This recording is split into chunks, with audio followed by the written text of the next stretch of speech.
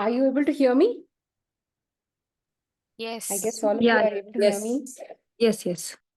So thank you for joining this call. So this is the first of the series of this unconditional acceptance and surrender call. Okay. And to be very honest, I am also coming here as a student to learn in this journey, because in my life, the more I share what I know, the more I learn about similar things.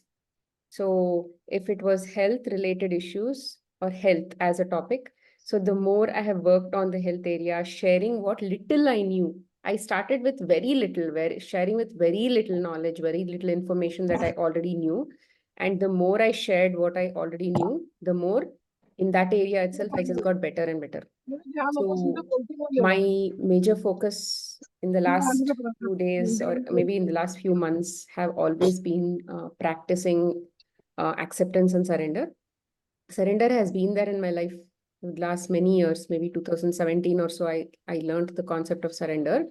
And since then, I have been practicing, and I have also introduced the concept of surrender in my courses as well: Magic Book, Power Book, Divine Design, and then other manifestation courses that I've also conducted.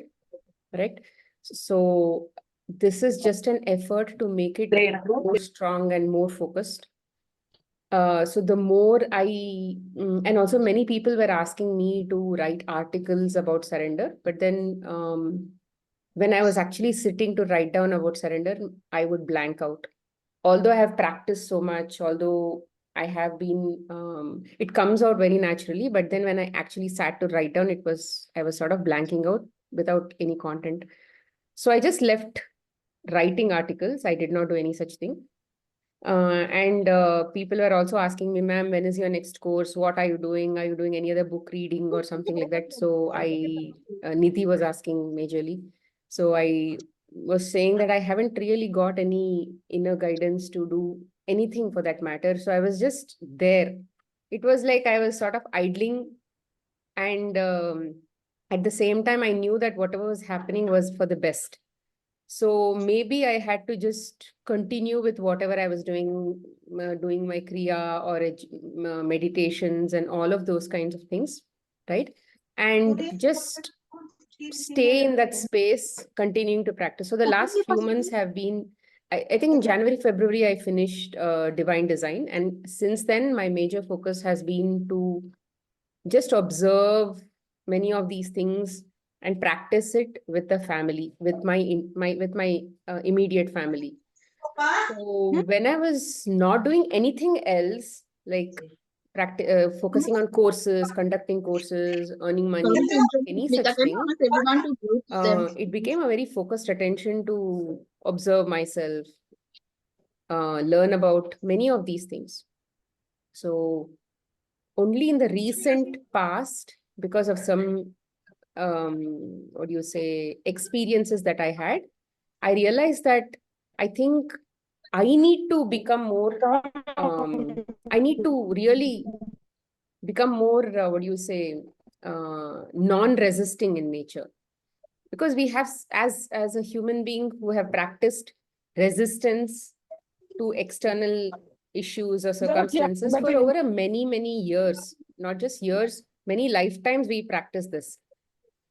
So we only have to practice non-resistance also for such a long time so that it becomes a second nature. So how else can I practice? Yeah, family is definitely there. So the more I actually talk about it, the more better and better I become. See, when I speak to my clients also, me telling them something and them practicing versus they actually doing it by themselves day in and day out, it actually makes a difference. So hence, for the intervention, if I go out there and constantly keep telling this to somebody else also will become like me, constantly hearing this, practicing this. And then they will also become educators to educate somebody else also to constantly keep talking about this. Excuse me. So Someone's the whole point Okay, please mute yourself, everybody. I'll just mute all for some time. Okay, I'll unmute you. I'll unmute you until you have questions or something. So this topic called acceptance, unconditional acceptance and surrender comes from a place of understanding that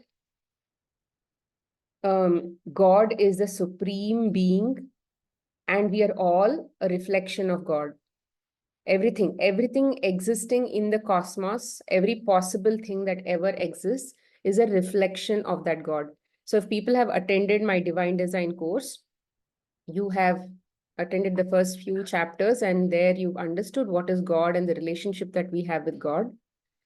So this whole exercise, this series of classes, we are going to learn our relationship with God and what are our roles and responsibilities. So when we go into a project team, if you've been working in IT or any other project for that matter, or even in the house for that matter, a husband has a role to play, wife has a role to play, children have role to play. So it's not like children go and perform the mother's job or every other people go and do other things, right? Similarly, we have to understand what is my roles and responsibilities and what is God's roles and responsibilities.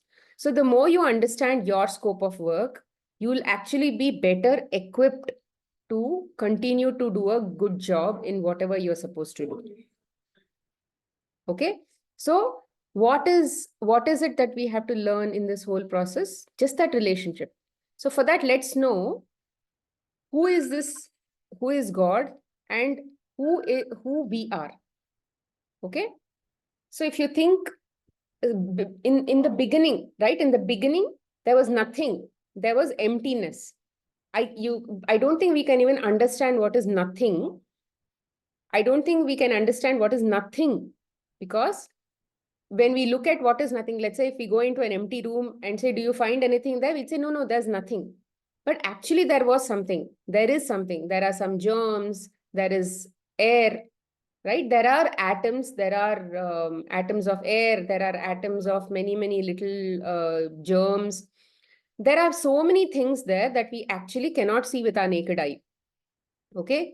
So hence, we can't really comprehend nothingness. From that nothing, from that absolutely nothing came God. Just give me a minute. Let me just...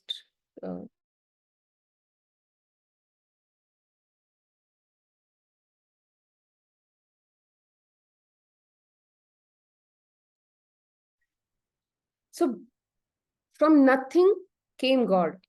Now, when in that state of nothingness, it was all at rest. There was nothing there. There was no scope to even experience itself or anything. Then once the formation of God came, right? This God is now alone. It's just one form of energy. There is nothing else. Now, if this God has to understand itself, right? If this God has to understand itself, it needs to look at a mirror, perhaps. How do we know what do we look like? We look at a mirror. Or somebody has to give us a feedback of how we look like. So mirror is a feedback. Mirror gives us a feedback. Okay, remember, mirror gives us a feedback of who we are. What do we look like? External appearances. So when this God just looked around, there was again nothingness except for him. There is no form or shape of God. So which means he is the only one that exists. From nothing, there came an existence, and that existence is everywhere. You can see yourself everywhere. Now, what is the fun in that? So there was no fun. So what happens? This God wanted to just transform himself to something else. So what happens? From this God, there came a reflection like this. So I'll call this a reflection. This is God. Okay. For me to understand that is God, let me just take something like this. This is God and this is his reflection. Everything available that you see through your naked eyes, through your ears, everything that we can understand, everything that our books, Vedas, and everything that have ever written about anything for that matter, whatever you can possibly think of, everything that can possibly exist is everything is in this reflection. There is God and his reflection. So reflection is not true. Is reflection true? Reflection is just reflecting the image of the truth. So this is the only truth. Correct? God is the only truth, and this is the reflection of that truth. And this reflection changes based on what God chooses to change himself. Correct? So when there is a different reflections happening, let's say there is a tree, there is a snake, there is a mouse, there is a phone, or anything for that matter, they are here in this part of the portion. Okay, they are all here, everything possibly, including angels, including your ascended masters, including every possible saints. Everybody is still here only. God is the only one who is truth. Everybody else is in that reflection. And reflections are not perfect. Remember that.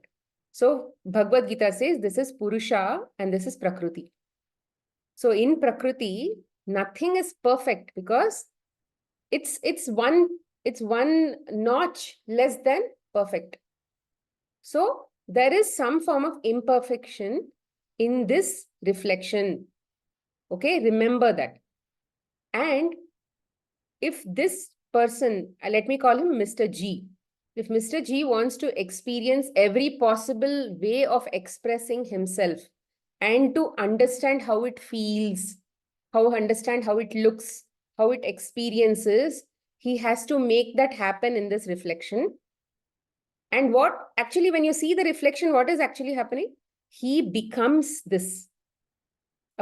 Let's say a version of him becomes this, and that is what he's seeing in this reflection, right? In reflection means what? If you put bindi in the mirror, you can see the person with bindi. Correct? If you put a flower, you can see in the mirror a person with flower. So everything that is happening in the reflection, actually God is making himself be that. That is a core concept that you need to remember. So if I am Smita and I am a mirror image of God, it means that God has become Smita. And if I have to have a different, let's say now there is Smita and there is Sneha, there is Anuja, there is Mohana, there is all of us. Each of us have different personalities, right? Each of us have different characteristics, natures and all that. But it's the same God, same reflection. It is from this portion only. Now we are all different because he wants to experience Smita differently, Anuja differently, Mohana differently. He wants to experience all of us differently. For that uniqueness to be in place, so this entire reflection, each of these different unique expressions in this reflection have something called ego. Because for them to operate differently, it has to behave differently. The other God has to actually become that. Okay, God has to become Smita to actually feel the genuinity of Smita. It is not fake. It is not like acting. When Amitabh Bachchan goes to act in the movies, he knows he's Amitabh Bachchan, but he's only acting in the movie as, let's say, some Shekhar or something like that. And in that Shekhar has his own life and all of that, but actually he knows he's not Shekhar. I am Amitabh Bachchan. I have my own wife. I have my own children. He knows all that, but he's acting. But here God is not. God is, he's, as a version, he's already here. As a whole version, he's already here. He's also a whole person in each of these different expressions, which means he'll become Smita, and he'll actually, when he becomes Smita, can you all stop using the whiteboard? Who is this person who's using this whiteboard? No, where is this whiteboard? How do I stop this whiteboard? Okay. Okay, he actually becomes that person, right? So which means I genuinely feel I'm Smita, and I don't even remember this particular truth that actually brought this to me. And none of us remember who we are. None of us can actually, that original thing that we are, we don't remember, because that is what ego gives us, a different individuality, just so that just so that this God can get the unique experience from each of us. Okay, ego is not bad. That is called the higher ego. Okay, a higher ego makes us separate from God for a particular reason.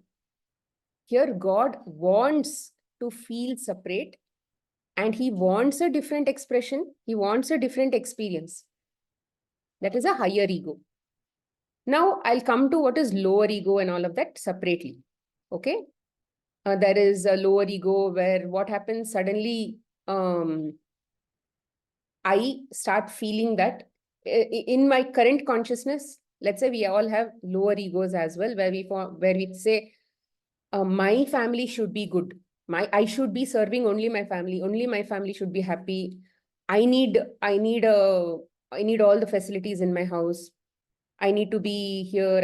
So all the me, mine, that kind of a stuff is there, right? All of that is a lower form of ego, a confused form of ego, where that higher ego which we had, that uniqueness, at that higher ego level, we are still reflections of God, but we have a higher mind, we have a higher way of thinking, where we say, I am also God, and I am a unique person. You are also God, you are a unique person. We are all coexisting with each other. There is no fighting. There is no snatching away the resources. There is no judging somebody else. Because we all feel that we are all different expressions of God.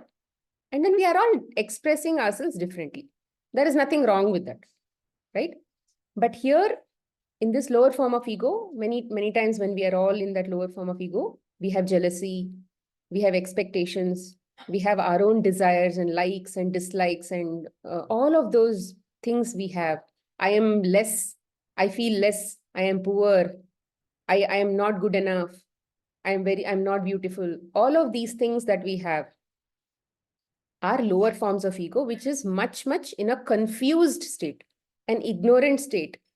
So the whole objective of this exercise is to get from that lower ego to that higher ego, and work in that harmonious state and work along with God. See, we are all still expressions of God only. And we think we are in control of our life. We think we are in control of everything. But we are actually not having any control. We don't have any control. Who is this we? This lower ego that we have. The lower ego with the lower mind that we have, we don't have any control. Do you know what is going to happen? Did I know that the laptop was going to be slow and I had to restart and it'll hang and all that? I didn't know. And did I know that my maid is going to leave her phone here and go? And then suddenly there are phone calls and constantly. So there lots of obstructions came, lots of what do you say, disturbances came in between this call. I didn't know that. If I knew that, I would have definitely got addressed all that before I sat here. But I didn't know that. To be very honest, for some reason in my head, I was thinking it's at 2:30. I've been constantly telling 2 o'clock, 2 o'clock, 2 o'clock. But in my head, when I was sitting for meditation before this, for some reason, my head became 2:30. And just 5 minutes before, just few minutes before only, I just opened my eyes from meditation. And that's when I saw the message saying, ma'am, is there any class? I was like, 2:30 only, no? That's when I realized, chuck, one flash came. Hey, 2 o'clock. And then my laptop. So lots of these things I did not expect. So this is what our ego, lower form of ego, is not capable of doing. It's only capable of witnessing an experience that happens in front of us or that we experience, but it is not capable of actually controlling things that will happen in the future. It can only witness the present. It cannot control the future. It thinks, I can control the future. Yeah, class is at 2:30. Let me finish and let me start off everything by the half an hour before. I can plan. Okay, nothing wrong with planning. But what we need to understand is everything is perfectly going to change also. You need to leave some room for that unexpected mind or unexpected God, where he can change things like this, and you'll only be a witness to that. Okay, so that is where that acceptance comes in. The acceptance that I am actually not in control of anything. But then when people talk about free will and all of that, what are they talking about? They are talking about when I look at that experience, when I witness an experience, am I responding to that experience or am I reacting to that experience? That's it. That is all is the free will. If I am responding to that experience, which means I am actually going with knowledge. I am responding means I am in a stable mind. I know that whether it is good or bad that happens to me, it is happening for a certain reason that is beyond my control. This God, okay, this God that is here, he is the one who is the sutradhar or the puppeteer. This puppeteer was the first one who actually wanted to start this drama, and he was the one who wanted all this experience because he was alone. And then he split himself to Prakriti and Purusha, or you can say Shiva and Shakti, and he made the various forms of Shakti, because Shakti herself is that energy manifestation. Energy, he is the one who's providing energy. He is the electricity. Okay, Shakti is the various different forms and not forms that we have in Prakriti. And because of this electricity, all these things run.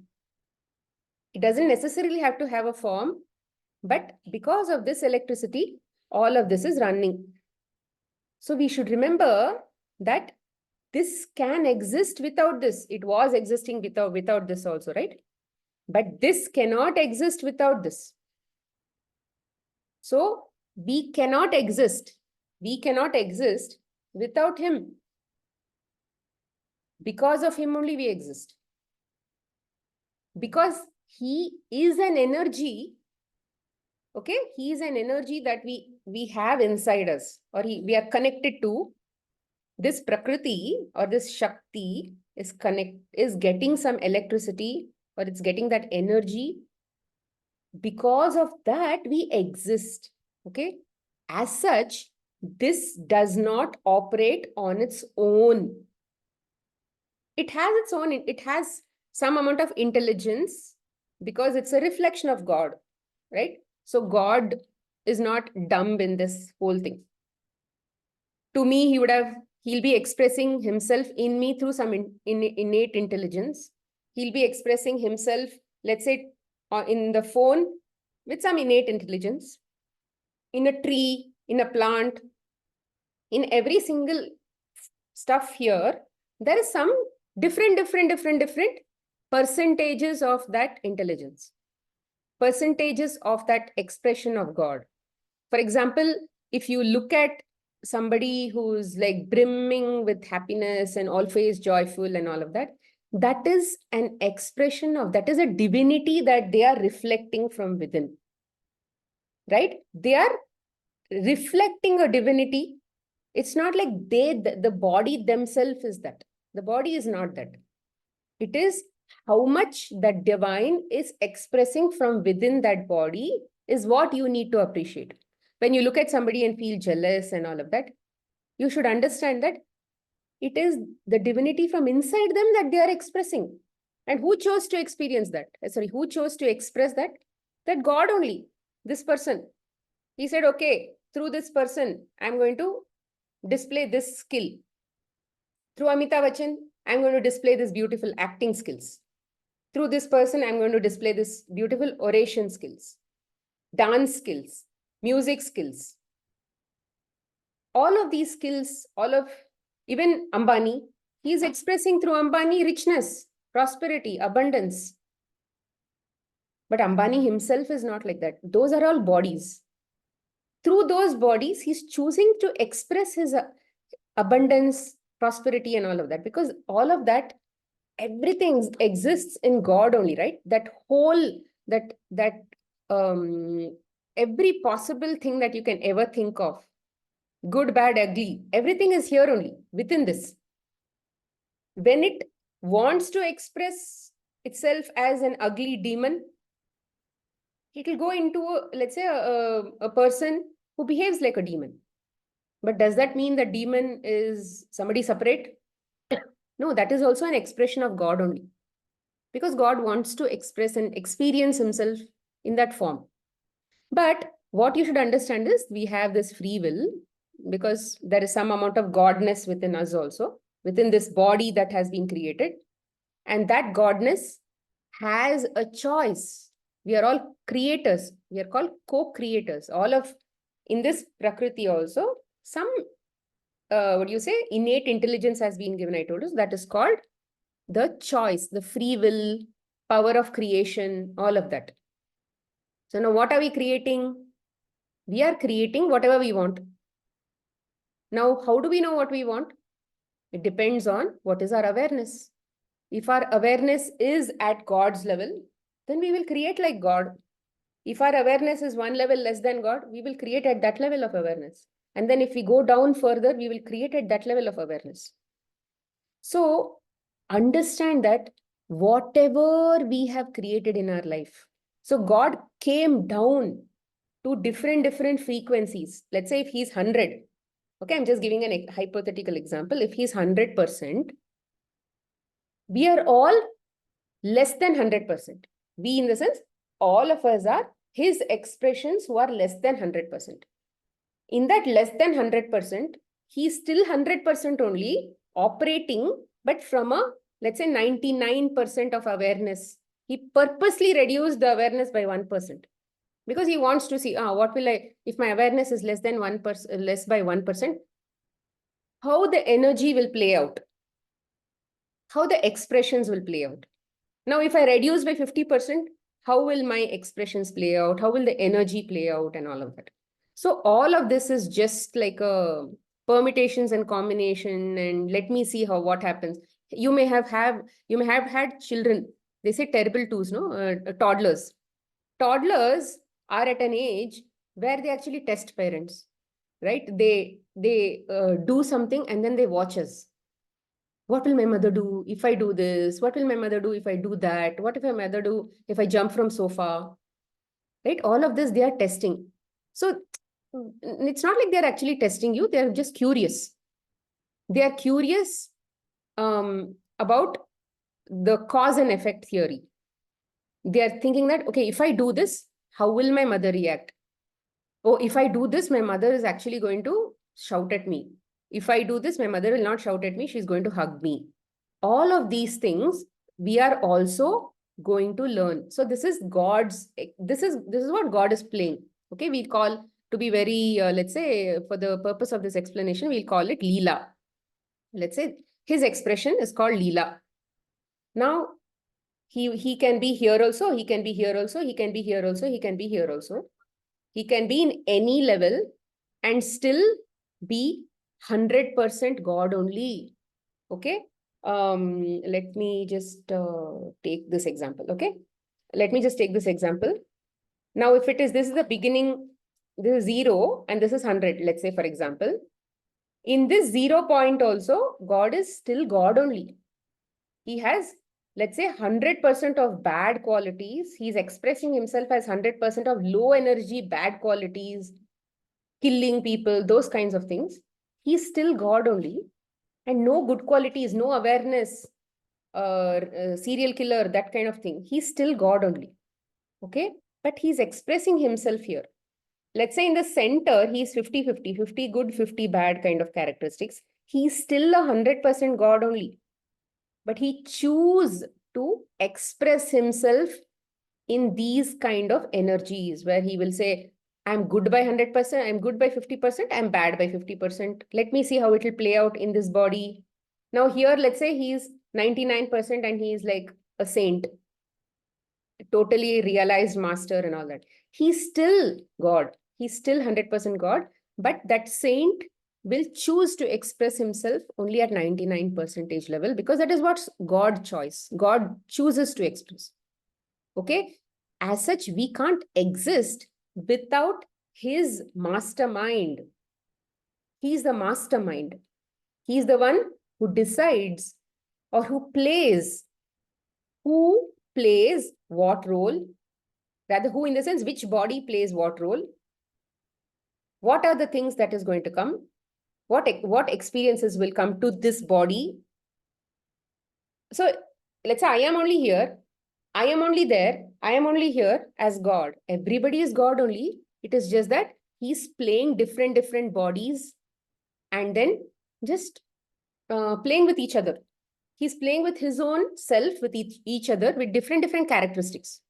If I'm talking to so many of you as me, he's only playing coming here like a person sharing all of these things. Does it mean that you all don't know what I'm going to tell? You all know, but he's playing innocent. He's playing innocent and he thinks he doesn't know. From your awareness level, he thinks he doesn't know, but actually he knows. But it's just a drama. Okay, why? It's fun. Because he was all alone in the beginning. It was not fun. He wanted some fun because he woke up from the state of void, right? He just woke up from the state of void. In Hindu Shastras and all that, when in Bhagavatam and all that, if you've heard, they say Vishnu got up from that state of deep nidra, yoga nidra. Then he woke up and then he created the Shrishti and Brahma and all of those things, right? That they say all of those things. Even in Bible, they say so many things are there. I'm sure even in Quran, there are so many such things and other books as well. But every single thing talks about there was nothing. And then there came something. And from that something came different somethings. But all of these somethings are just a reflection of this whole something. So that is why there is also a shloka which says, Purnamada, Purnamidam, Purnat, Purnamudachyate, Purnasya, Purnamadaya, Purnamevavashishyate. Means he is actually complete in every possible thing. But he chooses different kind of awarenesses because it's good. One of the classic examples that I like to provide is, let's say I'm a millionaire and I want to experience what is living in a slum. But with my kind of a millionaire mentality, with all my comforts and car and luxuries and all of those things, will I even adjust in a slum? I may not be able to adjust because although I have a mindset to go and experience that, I might actually find faults with that. I might say, oh, this is so dirty, because I come with a hygienic lifestyle and all, then I might go there and find faults with all of those things and say, this is hygiene, this is not okay, that is not okay, I will not eat stale food. All of those things I might say, but that is not genuine experience. No, genuine experience, if I want, I actually have to forget that I'm a millionaire. I need to go there like a slum person. So let's say for some reason I go there and then through some technology, I totally lose my consciousness or memory. And now the people there are going to help me understand how to live there. And then I lived there and then I will become a part of them. And then that becomes a genuine experience, isn't it? Then I actually lived like a slum person. And then I actually got the slum experience. But does that mean that I stopped being a millionaire? No, I'm still a millionaire only. For a brief period, I took away what I was originally there. That millionaire part of me I took away. And then I put acceptance for slum area. And then I enjoyed that experience. And once that quota is over, yeah, I'm done. I've learned everything kind of thing. Then I will go back and then reset myself and I'll become a millionaire again. So this is what we all do life after life.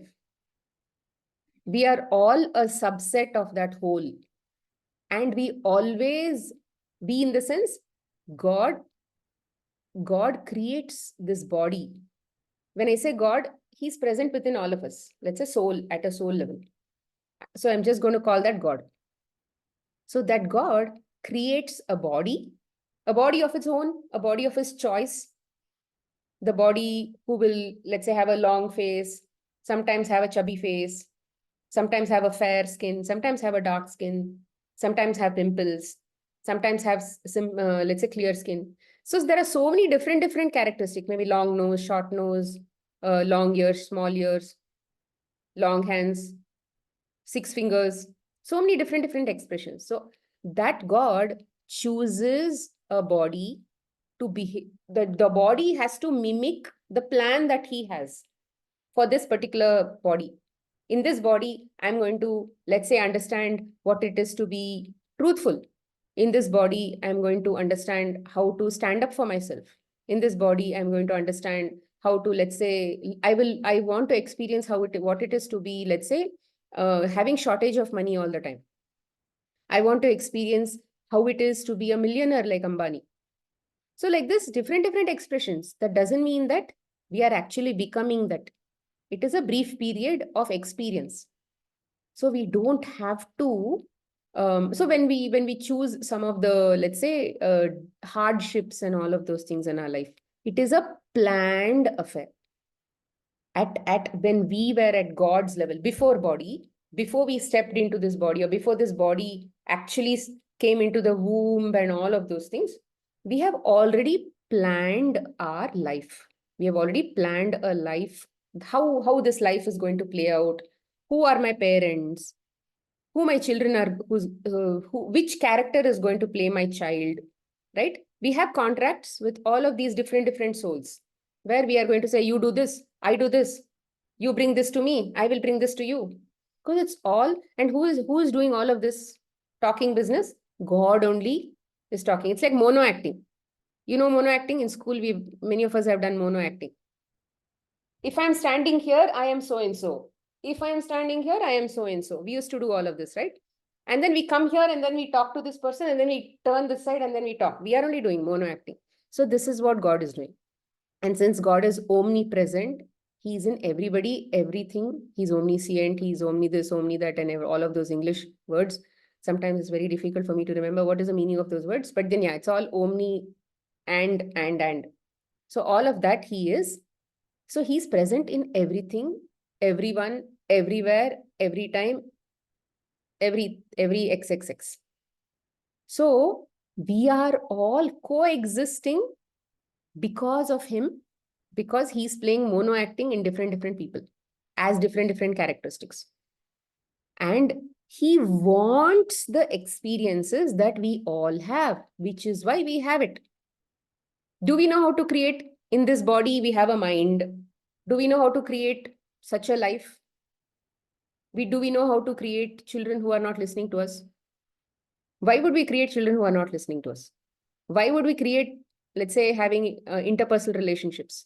Why would we create all this with our sane mind? We would never create such things, isn't it? So the one who created this has created it for a certain reason. And that reason is sacrosanct. It is very holy. It is very divine. It is very necessary. It is needed. It was meant to be. It is as is.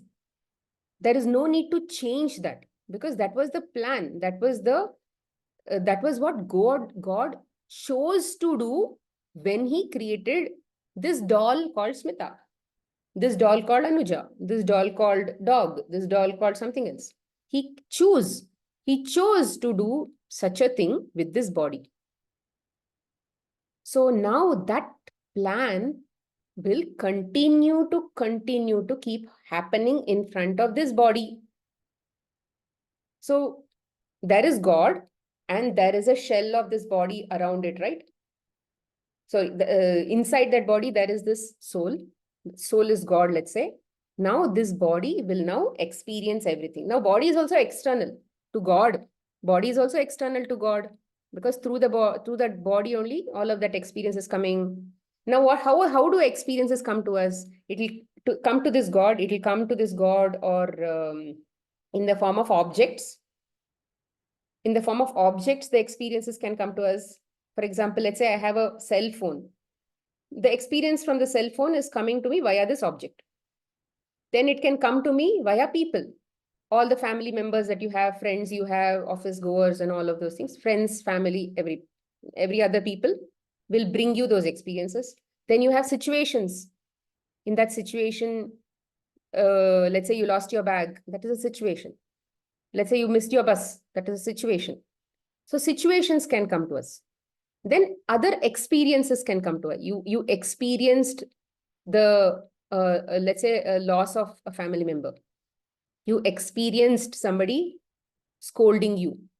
You experience, so that is an experience. Or maybe we experienced COVID. That is an experience. So everything outside us, outside that soul, can come from body, mind. It can come from all of these people, experiences, situations. So we'll call it POSE: people, objects, situations, experiences. And all of the POSE, who is controlling all of the POSE? That God. That God only is controlling all the POSEs. He is the director and producer. He is everything. Now, this body and this body and this body, all of the bodies in this whole thing, cosmos, are all players, are all in the drama. The director has given different roles to everybody. So all of us are playing drama. There is a lot of, let's say, complexity in this drama also, which I'll actually bring in. So now what you have to understand when we talk about acceptance and all that is, I am not controlling anything with this lower mind. Because if I was controlling everything, I can, let's say I move my hand at will. If you think I'm moving my hand, do you think I'm moving my hand? Let's say if I think I am moving my hand, if I do that, that is actually wrong. Because now if let's say I have a paralytic attack or something, I want to move my hand. With the same mind, I want to move my hand, but I'm not able to move my hand. Because this hand is crippled. Why are you not moving? So which means my body is also not in my control. So the one who thinks is me, I'm doing everything, all of that. I'm going to raise my own children. I'm going to make them doctors. I'm going to make sure that my children are healthy. All of this that we are able to think on a daily basis, that me, mine, that lower form of ego, that I have everything in my control kind of ego, is actually deluded, is actually ignorant about knowledge, the actual roles and responsibilities. Hence, it thinks that I am only doing everything. Because it knows, oh, I can move my hand. See, I wanted to move my hand. I'm moving my hand. But that alignment between God and you, God thought about moving your hand, which is why your ego also got a message that you need to move your hand. And it was all aligned. But then there is some form of disconnect also sometimes, which is why we need to understand how to actually be aligned with this person so that we can seamlessly keep going and enjoying. Because this person wants to have an enjoyable experience. It's not like his nature, God's nature is to always be happy. Okay, he's not a crybaby. He's not a person who's fussy. He's not a person who's sad. He's not at all that kind of person. So if we align with the person that is connected to us, we will reflect that nature. But are we all reflecting that nature? We are not reflecting that nature at all. Sometimes we are sad, sometimes we are unhappy, sometimes we are dissatisfied, all of that. So hence, why is it that we are constantly dissatisfied, sad and all that? Because of this lower mind interfering and resisting in this whole chain. Oh my God, I don't like this experience. I don't like that. I don't like this. Because it doesn't know. It doesn't know that I'm actually not in control at all. It thinks that I need to voice over my opinion. When I voice over my opinion that I like this, I don't like this, then we will actually change that situation. And then in this, whatever experience, I will choose a good experience. Somehow I will think that I can only change my experience. So this is what ego thinks. Ego wants to keep this body, this lower ego wants to keep the body safe. In the past, what used to happen? There used to be lions and tigers in front of us. We had to react or respond. Reaction was fight or flight, freeze. All of these things were there. So it had to run from the tiger. Because if it was that God kind of mentality and all of that, that God would say, tiger is also me only. Tiger and I coexist. If you see Ramana Maharshi, he used to talk with tiger. So that when we were in that kind of state, there was nothing like running away from. So the experience is not genuine. So what happened? We at a certain frequency, God gets that lower form of ego. In that lower form of ego, we are running. We are running away from the tiger. We are fighting the tiger. All of that we are doing. We are thinking we are separate. Tiger is separate. I am separate. This God fights with this God because it's that he wants that experience, because nobody is getting actually killed in this situation. So he's having fun fighting as this. He's having fun fighting as this also. So in today's life, we don't have lions and tigers coming to attack us. All that we have is our own conflicts, our own ego issues, our own expectations, our own likes, our own dislikes, our own angers, all of these things, our own fears. All of these are our lions and tigers. But if we are able to get this whole big picture and say, hey, God is the one who's controlling and generating all these experiences. If my husband is coming and shouting at me, it is not because husband wanted to shout. He's not an evil person or something. Husband doesn't even have his own individuality. Rather, he doesn't have a control of his own body. It is just that God is powering that body. And what I am seeing is something else. I'm seeing a reflection of myself. Because I am God, my nature is to see my own reflection and get that experience. Everywhere, every single person with sense organs are always only seeing reflections of themselves, because sense organs are here to take that experience and get a feeling of that experience. Okay, so I am also seeing my reflection as God. You are also seeing your own reflection also as God. So when I see something in my husband, it means that I am seeing my own reflection in him. If he's shouting at me, it means that when he shouts at me, I feel bad. Let's say I feel sad. That sadness was already inside me, right? The sadness was already inside me, and hence he just showed me that I have sadness. Because what is God's job, This God's job is to create so many characters in this, and the whole purpose is to take each of these characters and come and merge with him. Everybody at some point from here, let's say first standard, from first standard, they have to study. Let's say God is PhD. They have to study, ultimately do PhD and come back to God. Godlyhood, that did this kind of 100% state. So every single person in this Prakriti is directed by the same God to go higher and higher and higher and higher towards this 100%. Do I and you know what percentage we are on? I don't know myself. I don't know where I stand. In this whole level, I don't know where I stand. But this person knows, Mr. G knows where I stand. So he is going, there is only one focus, self-realization. Self, which is God, he is going to realize that I am God, yeah. I am the same God. I totally forgot that I was God. So that is called self-realization. Or enlightenment means that light which was not there actually got lit, and then I understood that darkness went away. So that is called enlightenment or self-realization or whatever. Self-realizing that I am God. So every single person in this space is being directed by this puppeteer. Inch by inch, we are all moving towards this portion only. And every portion here cannot decide that.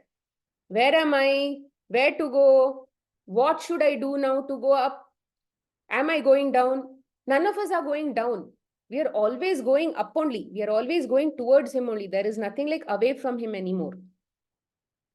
His idea is to maybe put a character very far away from him with the most bad qualities. But that doesn't mean that he's going to push him farther. There is no scope of pushing a person far. There is a limit to going far from God, because that body, this physical body, cannot exist.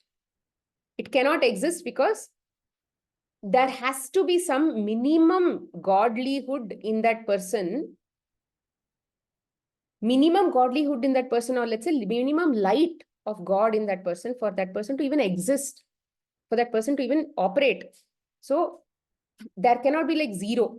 It has to always have some divinity. So there is nothing like a person can go totally down. It has a limit. To go down, there is a limit.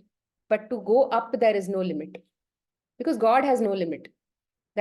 I just told 100%, but then how far is that 100%? Nobody knows, right? So there is no limit to going up, but there is a limit to going down. When we have family members, or when we are only having bad characteristics, I can't say it's called bad. It's just that, let's say, lower frequency characteristics that we have, or let's say somebody is having alcohol, somebody is having drugs and all of those kinds of things, or bad habits. There is only so much that they can go into the darkness. They cannot go down more than a certain limit. In many cases, we just have to wait for that limit to happen in their life. That limit will happen. It will happen. 100% in my experience only, I'm telling you, in my client experience, whatever experience, that limit is there. If you patiently wait for them, that limit to happen, it is like a rubber band effect. If you pull a rubber band like this and pull it back, it will go so much more forward. So a person who has experienced negative things in their life and suffered a lot, you need to wait for them to go to that end. Because the more they get pulled in the back, like that, fastly they will go forward movement also. They'll become unstoppable. That is the beauty of people actually who get those challenging experiences. And God has a plan, because every single human being, or every single character that he has created, we all have certain natures. Some person maybe has a very strong lower ego, and that lower ego so thinks that I am in control so much that God has to show that you are not in control. Especially when it thought that I'm in control, then when everything breaks apart, that's when the ego will know, oh my God, I planned everything, but actually, how did this fall apart? So maybe there is some other supreme force which is acting on this whole thing, which is beyond my control. So for every person, there is a limit to going down in any kind of lower nature that we have, whether it is telling lies, or any form of ego's nature that we have. Jealousy also has a certain limit. Let's say anything, any of these lower characteristics that we have, they all have a certain limit, and we should accept that it is within us, even though we see it within us. Sometimes when we have all of this, we suddenly get all these good experiences in our life. Let's say satsang we get, some gratitude, some good knowledge we get. Suddenly we think, oh my God, I have all of this good knowledge. Now, why am I not even practicing all of those things? We expect ourselves to become perfect overnight. And then we condemn ourselves, we criticize ourselves. And then we feel very low about ourselves. See, after all of this gyan also, I'm thinking so low about this person. All the anger came out, even though I planned not to be angry. So all of this, you should understand, is none of this is under your control. You planned to be all these things, but nothing happened. So what does this all say? It says that, hey, doll, you are not in control of anything that happens in your life. It will happen. Your mind will do one thing, your body will do one thing, everything will happen. But all that you have to do is learn to accept that there is one more Sutradhar here who wants to get experience via your body, via your mind. He wants you to know that across many, many lifetimes, while building your character, okay, he's building our character. Our subtle bodies and all that are being built over like whoever we are, sum total of the personality that we are, has happened over many, many millions of years, over many, many lifetimes. So he has built this character over many, many lifetimes. And he knows how to take this also to that self-realization state. He knows, because we didn't build this body. We means this lower ego in this Smita's body did not create that. I have no clue what is my personality. I can maybe recognize, but then if somebody asks me to talk about myself, maybe the ego will talk all something nice that it wants to talk about. But you may never be able to talk about yourself in the true sense because you don't know yourself. But who knows you? It's this personality who's been controlling Mr. G. So he will make anything happen in your body. One day you might get pain. One day you might get an ulcer. One day you might have a rash. Suddenly you may have an ulcer in your mouth. Suddenly you may get blood in your stools. So many different things will happen in your body. Again, that is not in your control. What do? We think, oh yeah, see, if I change my lifestyle, if I eat good food, all of this will change. But in that path also, we know that there are so many things that are not in our control. Suddenly I'm doing juices, suddenly I'm doing fruits. But suddenly one day I got, let's say, another pain. But that pain was supposed to go away. It was not there yesterday, but today again, some other pain came. So where is all of this unexpected things that are constantly happening? It is because he wants that to happen. He's constantly making the next move to take us to self-realization. But why is it that every single person is not self-realized if God is controlling this whole game? We should have, if everything was so easy that in control of God, why are we not self-realized? Because there is some portion within us, the lower ego. That lower ego is also resisting. It has its own individuality also. Who created that lower ego? That personality building that happened over a period of time also is a part of that. The lower ego is also a part of that personality that got built. Me, I am so and so, that I am so and so, I am a very truthful person, I am a this person, I am a that person, whoever that we say we are, that personality building that happened, that ego thinks I am that. Me, that sense of me that is there, the sense of identity that we have, right? That sense of identity. So that portion thinks that all of this is happening because of me. So the whole focus of this exercise is to start training our ego, that lower ego, teaching our lower ego to accept that everything that is happening is for a bigger cause. At a God level, it is happening. Dear ego, you don't have to fear. It is not like just because this experience came in front of me, something radical is going to happen in my life. Even if something radical happens in my life also, it was meant to happen. Because I didn't control it. I didn't want it. Something else is controlling it. He will continue to control it. Whether you like it or no, ego, you may say, I don't like this. I might fight, resist, run away. But that experience will not go away. It will not go away. So the smart thing to do is to say, experience will anyway come. Something that has to happen or something that God wants to experience through this body will anyway happen. Why not accept it and see where it goes? That leap of faith, that curiosity. Once we develop that curiosity and that leap of faith, it will go a long way. Then that faith is like a brownie point. It's like if you've played computer games, suddenly when you reach a milestone, you'll get one gold coin. Another second milestone, you'll get one gold coin. And then let's say you found a mine or something, you did some small activity, there you'll get some gold coins. Like that, when you go on this journey with characteristics that are very close to God's nature, which is faith, trust, acceptance, surrender, and all of that, you will tend to go faster because now you have extra points with you, like a nitro booster in a car, which will go extra speed. So you will go with a faster speed. Because now there is nothing like stopping. There is no small ego also that is stopping, because the ego also is now aligning with that God. That small ego that has also aligned. This is a journey for the ego to align with God. And we are not, I'm not saying that we don't have to play the role of mother, father, sister, daughter. In every role that we play, we have to serve God instead of going against God. My teacher says, Bhagavad Gita teacher says, ego is edging God out. When we are in playing the small ego, we actually disconnect from God, or we are subtracting God from our life. We forget that there is God. We forget that He is running the show, edging God out. Correct?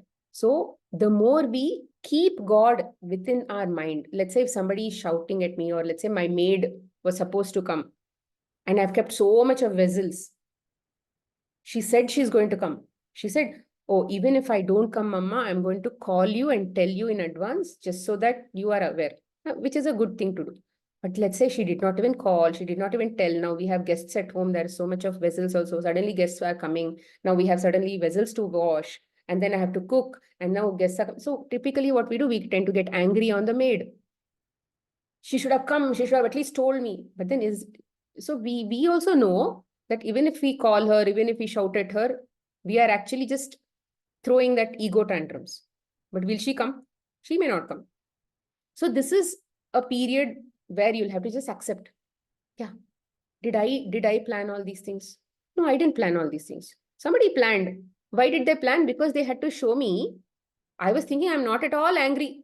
These days, everything is going on fine. I'm a very calm person.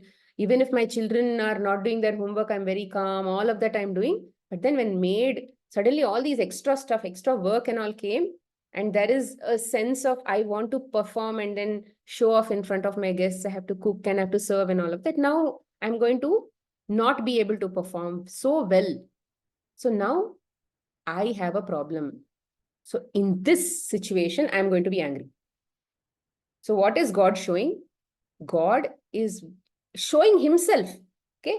He's showing himself because he's acting like a slum. He's in a slum, right? If that's from a slum, if he has to become a millionaire, Slumdog Millionaire, whatever that movie was. So from a slum, if he has to go to a millionaire state, he has to know himself. He has to understand his potentialities and he has to become a millionaire over a period of time. So for that, what he will do, he will only rediscover himself. To rediscover himself, he needs tools. Who are these tools? POSC are his tools. As a higher mind or as a higher God, he will play all of these things. But as a lower form of God or as a lower characteristic that he is into all of us, he's actually playing that slum person also. So he will bring all these experiences to himself and he will say, see, you thought you were not angry, but no, see, when you are cornered like this, you are angry, which means you still have that anger inside you. You still have that irritation inside you, that frustration inside you. So POSE is a tool that is designed by the universe or God to show you who you are. It is helping you rediscover who you are. Okay, simple. So the whole world is POSE. Your child, your husband, your mother-in-law, your father-in-law, everybody is a POSE who's just showing you or helping you rediscover who you are. When they do something in front of you, what is it that will trigger outside you as an output in your mind that is already inside you, which came out? They did not do it. The POSE is like a constant in a mathematical equation. You are the variable. In every single person's life, the person is the variable. Variable means it can become X, it can become X to Y, Y to Z. But then the constant will still have the same value throughout their life. So if you want your children to change, forget about it. They will not change. But when you see the changes in them, it is because you changed. You changed, and that is why you saw the change in them, because they are your reflections. A reflection will only show how much is already here. They will trigger in you what you already have. Their job is to bring a message to you. Okay? POSEs, persons, objects, experiences, and situations. Situations and experiences. This is various different forms in which we get. Even karma, we say karma, right? Karma is an education system. It's a tracking tool. Okay, it's like a tracking tool. It is not bad or good or anything. Okay, it's just a tracking tool to say where we stand. It's probably created at let's say at a subtle level. God understands how much each person has to learn, how much each person has to grow, what are the aspects that they still have to. So where are we standing? That is what karma as a system understands. It is like a tracking tool. Okay. So this karma comes to us in the form of POSE, in the form of people, in the form of objects, in the form of experiences and situations. In that moment, POSE is happening to you. And what is POSE's job? To deliver a message to you like a postman. That's all. You can't shoot the postman by giving you bad messages. So postman is only delivering a message to you, and that message, whatever it brings out from inside you, was already inside you. Because it was inside you, only it came out, no? For example, if I'm combing my hair and some hair fell down, or I shed some hair, I should not feel bad that I'm actually shedding my hair. I should feel happy that hair was already here in the first place. Thank you, God, for giving me so much of hair. I did not know that so much of hair was actually there. Because it fell down only, I got to know. So that is a area of gratitude. So when money went away from you, you spend money on somebody. You had money in the first place, no? You had money, which is why you were able to spend. So again, gratitude. So when you're spending, we feel bad. Many people feel bad. I don't want to spend. I want to keep that money with me. When the money has no value if it is actually stored somewhere. It is sitting there somewhere dormant. It has no value. The value comes when it is exchanged with somebody in return for comforts, in return for knowledge, in return for something. It gave you some value. It helped you with some value. So money's value is in the exchange that it brings. But of course, we are trying to earn for the future just so that exchange becomes useful and all of that. But that is a lower ego's mentality. It is trying to play smart. Of course, we all do that. But then, like I said, there's nothing wrong in planning. But after planning, we have to see, are we in fear? Still in fear and all of that. So lower ego has fear. Lower ego has all of these things. So coming back to the point, we are seeing a reflection in our people. And this whole universe is designed such that each of the avatars of God has no communication or has no contact with other avatars of God when it is totally in that lower mind. Only in the higher mind, higher ego level, it is actually aware that there are other people and all of that. But in the lower mind, because that lower mind has a mentality of seeing somebody else as somebody else, not as God. So there's a sense of fighting, there's competition, there is a sense of, let's say, taking away things. There is a lot of me, mine kind of thing, right? So that is why what God's design has done, he has kept himself separate from himself just to experience that uniqueness until he brings each of these avatars to a level where they can actually appreciate and coexist. You will never see each other. I'm seeing all of you, but I'm actually only seeing a reflection of myself. It's like I'm a creator who's dynamically creating this whole experience around me. That is the power of the God that is within me. In this very moment, there is no past, there is no future. In this very moment, Imagine one projector just send some light projection from inside from my eyes or from here. It just projected some light, and then automatically whatever was already inside me as imagination or thoughts or whatever, there is a mouse in front of me, there is a this in front of me, this should be there, that for whatever God's wanted that experience in this very moment, I have all of this experience in this very moment. Right? I wanted an experience of a laptop, a camera, a cell phone, and all of those things. So this is what many masters' books have also written, that in the very moment these things are getting created.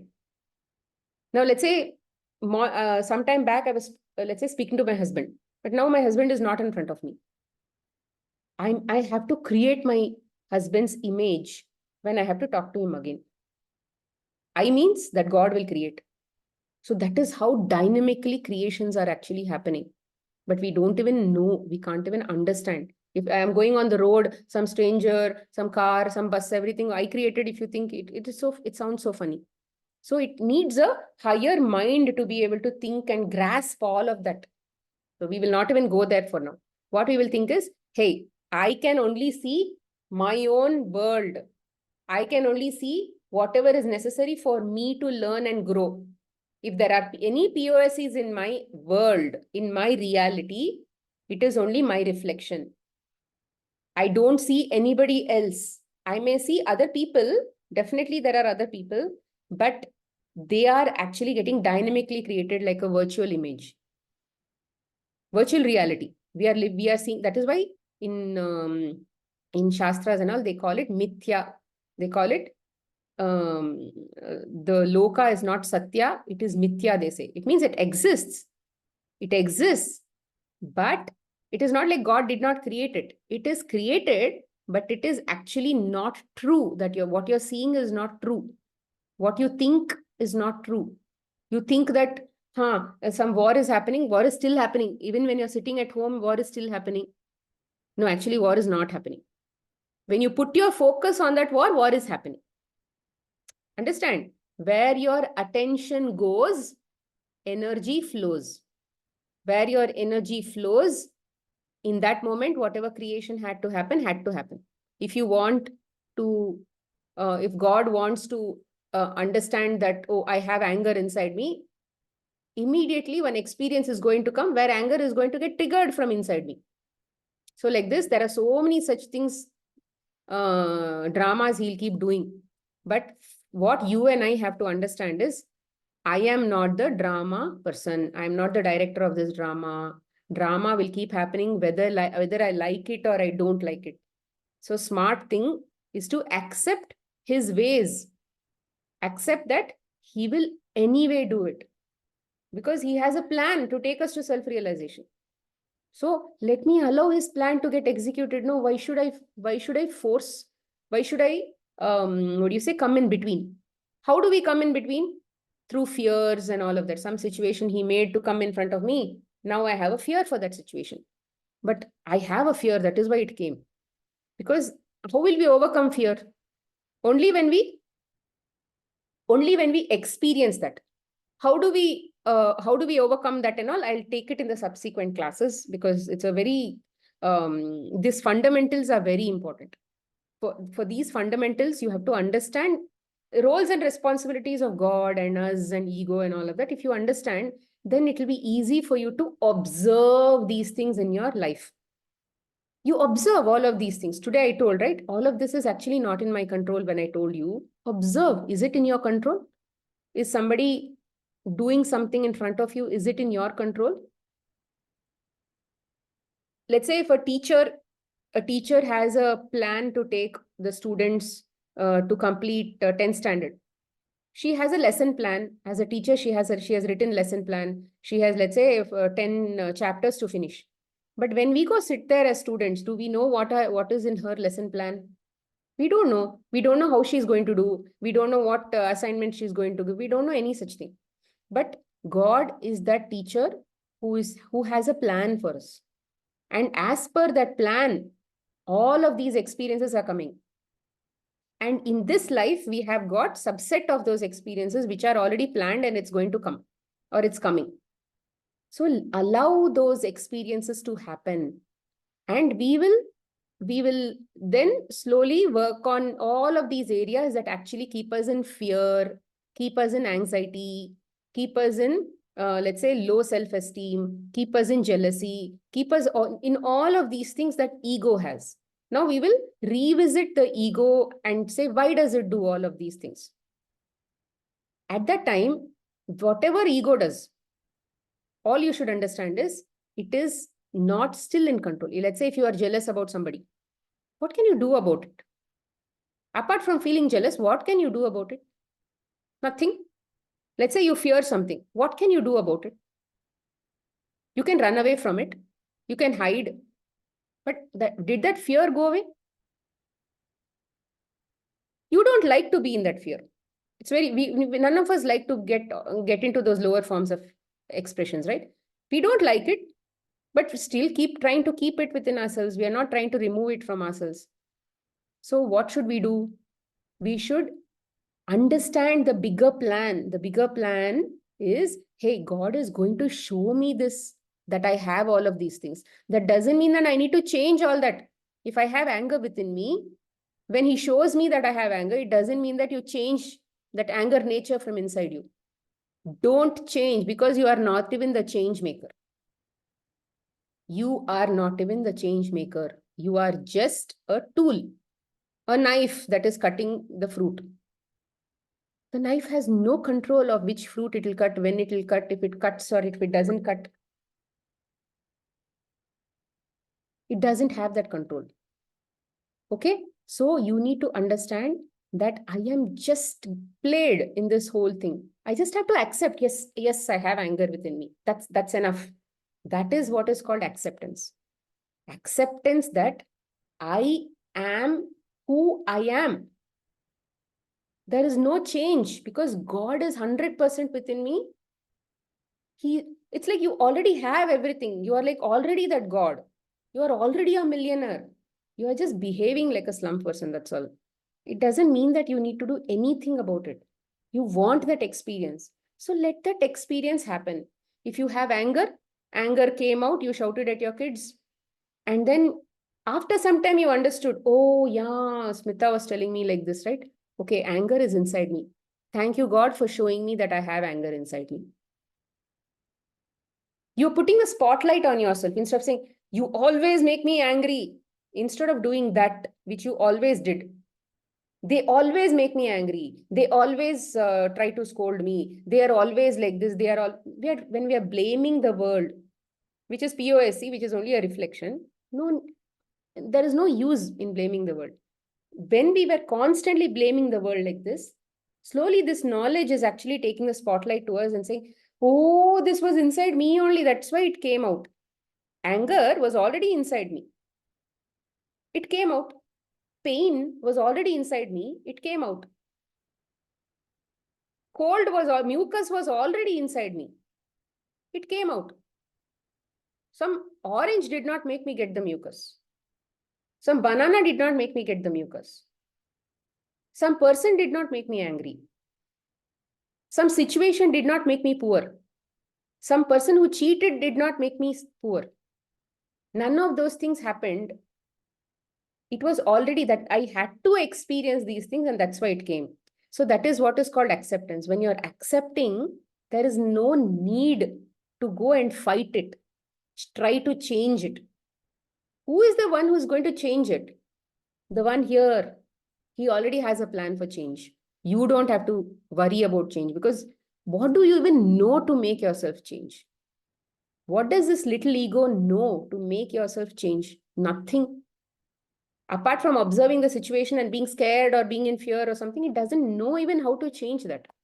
But this person who is very stable, who is in everybody, who is in like super control, he knows everything. What will he do? He has a plan to take you to self-realization, which is removing all of those lower portions of the ego and then taking you to that higher mind is his job. This is where surrender comes in. When you accept his leela, when you accept his ways, which he brings through all the POSEs, then what will happen? He will take you to this state. So just surrender and flow like a river which goes into the ocean. River surrenders, no? River is surrendered. It doesn't complain when it goes on the rocks. It doesn't complain when people throw dead bodies inside it. It doesn't complain when people are throwing trash or washing the clothes. It is not at all complaining. It knows that somebody has a plan for me. I'm already in that direction. Every single minute I'm going there. It is aware. So it is surrendered.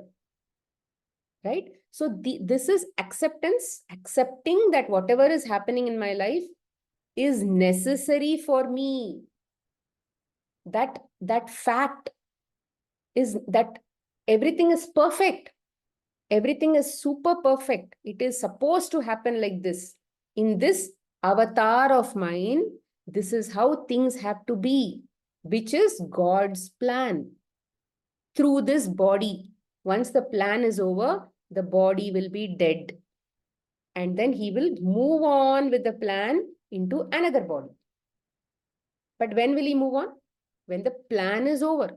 It doesn't mean because we, let's say, had acid, or let's say we had, let's say, cancer, we had this, we had that, we died. No, we didn't. We don't die because of any of those things. We die because there was a plan to die after a certain period.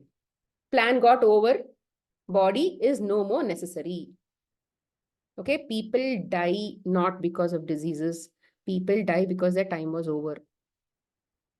That is a fact. Okay, don't judge people when they die of diseases, when they die from something else, from that, from this, from that. People did not die because of that. Those were the experiences that were necessary for them to go to self-realization. Okay, so this is acceptance of life the way it goes. Next class also, slowly we'll continue this concept a little more in depth. But now I'll just leave you with one example.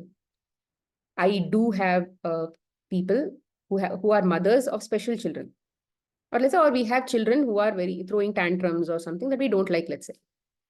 Now, do we think that I don't like these children, God, you take them away, I don't want them. Do we do that? No, that is called acceptance. You are already in that state of acceptance that whatever experiences my children give me, they are here with me to stay. There is nothing like a return policy. There is nothing like a giveaway policy. You are already like status quo. There is no fighting about it. Yes, many people fight about their nature, like they want to keep changing their health. We fight. In many ways, we still fight. But I'm saying, but there is no fighting about existence of them, right? We are not fighting that their very presence we don't want. We are never saying that. That is called acceptance, where you are not actually fighting for the existence of that experience. It cannot be changed. It is there means it is there. It is there for a reason. That acceptance, when you get it into your mind, that genuine acceptance, it actually takes you to a state of, it takes you to a higher state of thinking, where beautiful ideas will come for you to accept that even better and better and better. I'll give you an example. So, like recently, my daughter was doing her driving license exam, and then she couldn't clear.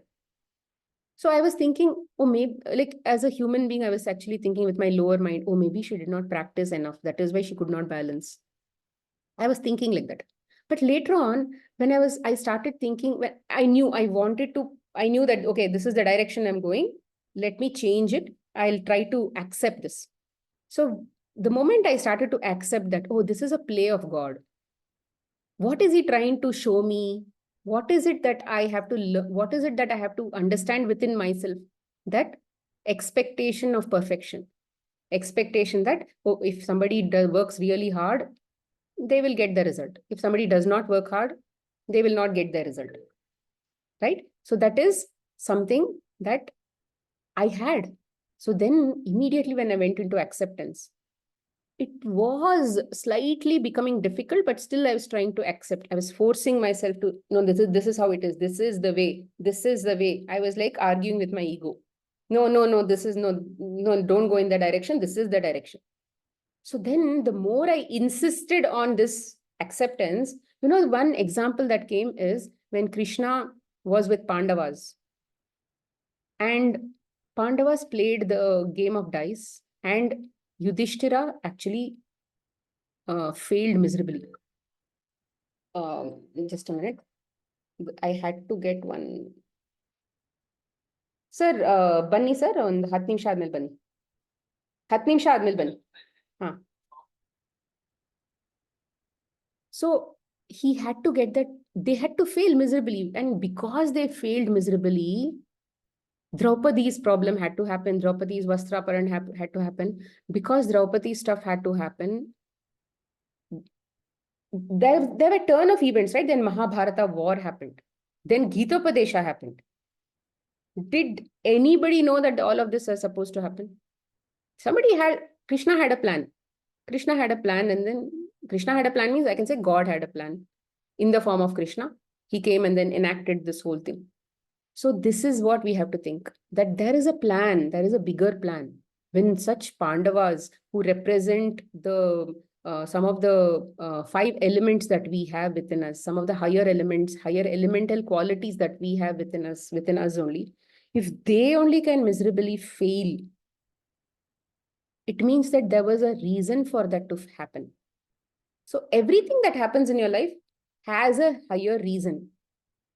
You don't have to know. Your ego does not have to have that understanding of what that reason is. Nobody will give you proof, warranty card and all of that. Nobody will give you. You just have to accept, hey, this is how it works. Roles and responsibilities are this, and this is how God operates. Maybe he has a plan, yeah. He's the one who has to take me to self-realization. He has a plan in this body. That is why I got this. So I will be in acceptance of whatever comes, and I will be in gratitude. I will only have gratitude in my mind. I will have acceptance in my mind. I will only have thank you, thank you, thank you in my mind. I will somehow bring all that in my mind. We have to teach ourselves. We have to teach our ego. It is like a little child. That little child has to be taught some of these principles. You cannot bypass the ego and call it my enemy. It is a part of your own. It is also God only. That God has a journey to self-discover himself. No, in that self-discovering journey, you have to teach every part of your body, mind, and soul and intellect that God, he's the one, he's the one, he's the one, he's the one. And then you will become the one. You'll rediscover that. Rather, you'll discover that I am the one. I was the one. I did not know that I was the one, but now I know that I am the one. Right? So this is our journey. But for that, we need to understand these roles and responsibilities, which are clearly demarcated. Once we work as per our roles and responsibilities, slowly, life will align itself. We will not be fighting life. Then with the challenges also, you will actually see a beautiful life. The challenge will not look challenge, because even Bhagavad Gita has told that once you align with this acceptance and surrender, everything is going to be effortless. I will make your life effortless. Because we are like a electricity wire that is totally in line. Electricity will flow. Only when you are in resistance, you will be like this. So once you are aligned, electricity will naturally flow through you, and you will have the highest energy possible to handle everything, the highest wisdom possible to handle that experience and respond to it. All of that will happen. So we are in the journey to get there. Okay, next class also, I'll summarize this once more, and then we'll go to surrender topic. Okay, chalo. I'll not take questions. You can hear this video again and again. And then we will have question and answer session after taking all of these concepts. Then we can handle with your own examples. You will bring your own life examples, no? In those examples, I will tell you, because If I give you hypothetical examples now, you may not understand it so nicely.